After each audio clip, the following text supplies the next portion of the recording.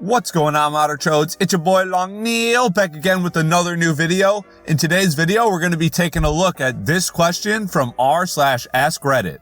What's the story you've never been able to tell? Let's get into it. I found out when I was 28 that my dad's side of the family had been in the witness protection program my entire life and that their names were not what I had been told. Jesus, what are they hiding from? My grandma was part of a major drug bust in the 80s that ended up involving the entire family, and they had to move cross-country and change names. That is a total mind blow, man. Could you imagine you're 28 and you just find out that these people you think you know, you didn't know at all. That's crazy. This is probably going to get lost, but I just want to put it out into the void. I'm a recovering drug addict. I dropped out of school, but would still show up on campus to pick up drugs or meet people. I was sitting outside the cafe one night waiting on some pills. I weighed 100 pounds soaking wet and hadn't eaten in days. There was this girl in the honors program with me when I was still enrolled, and we had many classes in that program together.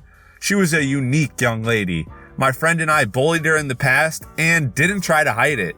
She walked by and asked me how I was, and I was so clearly sick. There was an awkward silence, and she asked me if she could buy me some food. She took me into the cafe and bought me a cookie.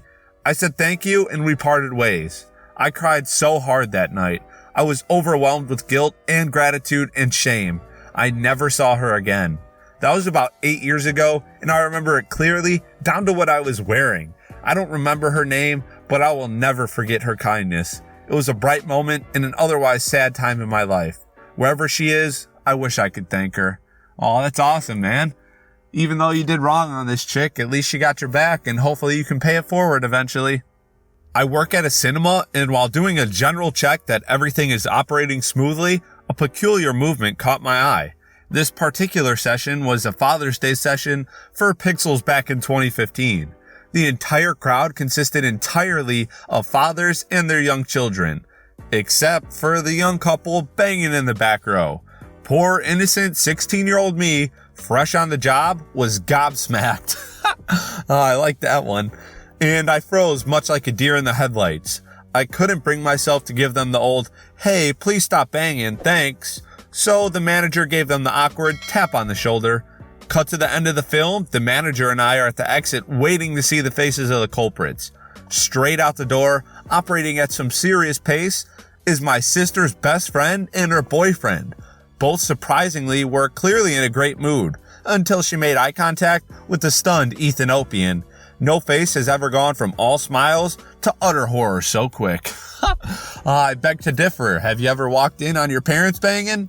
Yeah, that'll turn a smile into a frown real fast. In elementary school, we had a program called DARE. Oh, yep, I'm very familiar with that. Where a police officer would come into our class and teach us about the dangers of substance and alcohol abuse. At the end of the year, he prompted us to write an essay about what we learned over the course of the year in DARE. He advised us that the author of the best essay in the class would receive a stuffed lion, appropriately named Darren. Now, I really wanted this lion, but the problem with that was my writing skills were those of a typical third grader. There was no way that anything I wrote about my time in DARE would stand out enough from my fellow classmates to win Darren, so I did what any desperate 10-year-old would do. Googled DARE essay contest winners, and then plagiarized the first one that came into my searches. Pretty smart 10-year-old. Now, this was done diligently, carefully proofreading to ensure that I wasn't going to turn in an essay with somebody else's name in it somewhere.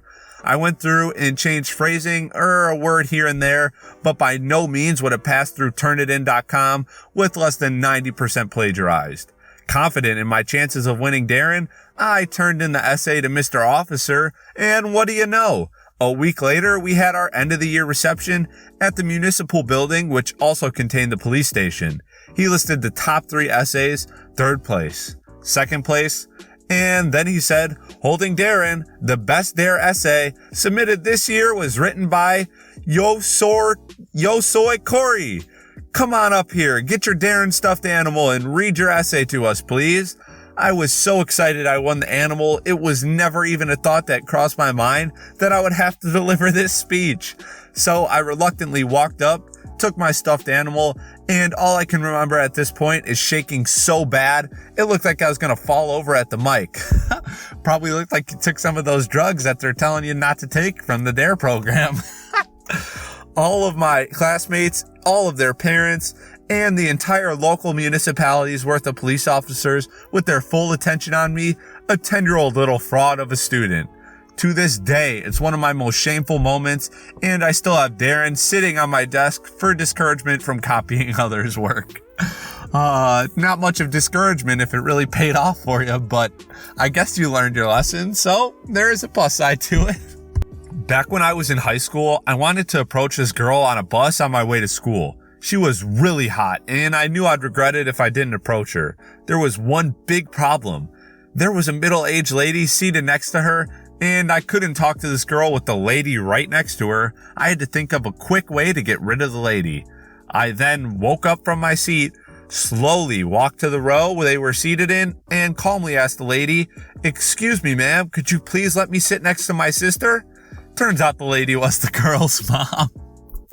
I'll admit, that is quite gutsy, but you really should have seen that coming. I don't know, man. Kids at that age aren't very witty per se, so at least he gave it his best shot, and hopefully it worked out for him. When I was in kindergarten, I fell asleep on the bus to school. No one woke me up. I wake up eventually, and the bus is empty. I panic, as any 5-year-old does, and run to the front of the bus and try the door. It's locked. It was parked in a KFC parking lot, so people were coming in and out of the building. I started wailing with terror, banging on the glass doors, snot pouring down my face and into my mouth as people walked by and pointed at me. They mumbled and got into their car and left. By the time the bus driver finally came back out with their chicken meal, the entire door was covered in my slobber and tears. She instructed me how to open the closed door so she didn't have to put her meal down. I was still freaking out, obviously, and didn't understand. So she sighed, put her food down, and finally opened the door and asked me what I was doing there. She called the school and drove me there, still covered in snot. I remember walking into my class with everyone standing in a line and hugging me at one time. After that day, they made a rule for all bus drivers to get up and walk the bus front to back to make sure no students were on it. I hope you didn't make this bus driver lose their job, because that would suck. Alright, Modern Chodes, this wraps up that Ask Reddit question. If you guys enjoyed the video, please make sure to give it a big thumbs up.